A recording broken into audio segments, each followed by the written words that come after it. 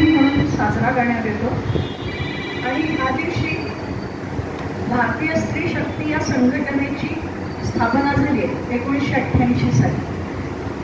तर त्यावेळेला असं काहीतरी दृश्य होतं की स्त्री मुक्ती नावाची संघटना निघाली होती 1975 साली. आणि जागतिक स्तरावर एक महिला परिषद झाली होती मोठी. आणि त्याच्यावर त्यांचे जे काही विचार असतील किंवा ज्यांनी कोणी प्रतिनिधित्व केलं त्या खूप आचार विचारांनी म्हणा किंवा राहणीनी म्हणा, राहणीमानाने म्हणा, खूपच प्रगतिशील होत्या. तर त्या तिकडे जाऊन आल्यानंतर स्त्रीमुक्ती संघटना स्थापन झाली. आणि त्यांचं ध्येयच मुळी पुरुषांपासून दूर जायचं असं होतं. आणि बरेच काही त्यांचे होते की सगळे सौभाग्याची लेणी वगैरे अजिबात. त्यात बऱ्याच जणी ते सहन करू शकत नव्हत्या.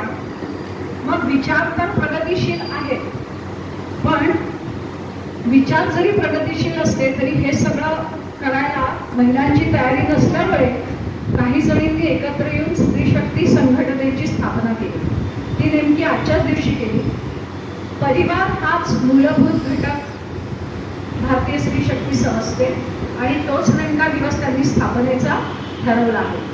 त्यामुळे नाईलाजानी 15 मे म्हणजे अगदी ज्याला विदर्भाच्या भाषेत सगळ्यात उकाडा किंवा उष्मा असतो त्या दिवशी हा नाईलाजानी आपण साजरा करतो. मी नाईलाज याच्यासाठी म्हणते आहे की सगळेजण उन्हाने त्रस्त असतात आणि अशा वेळेला आपल्याला हा कार्यक्रम घ्यावाच लागतो.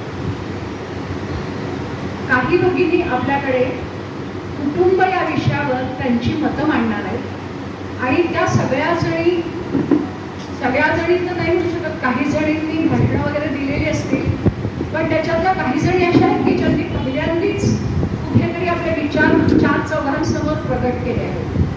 तर आपण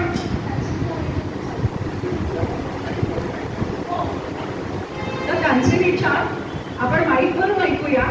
फक्त स्टेजवर चढण्याची त्यांची इच्छा नसल्यामुळे आपण त्यांना माईक देऊ. आणि इच्छा असली तर आलात तरी चालेल, इथे यायला प्रतिबंध अजिबात नाही आहे, तुमची इच्छा.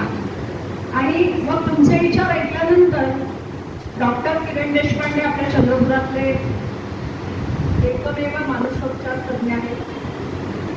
त्यांच्यावरून मला आठवण झाली की आज नेमके डॉक्टर आनंद नाडकर्णी पण गेले. म्हणजे पहा, ज्यांनी परिवारांना सुखी ठेवण्यासाठी आटोकाट प्रयत्न केले, कितीतरी परिवार जुळवून आणले, त्याच माणसाचं आज निधन झालं. पण असं आपले आनंद नाडकर्णी हेच, कारण आपण आनंद नाडकर्णीपर्यंत कधीच पोहोचू शकत नसणार आहे मुंबईला असल्यामुळे. तर डॉक्टर साहेबांनी जेव्हा म्हटलं की मी या विषयावर बोलू शकतो तर मला खूप आनंद झाला.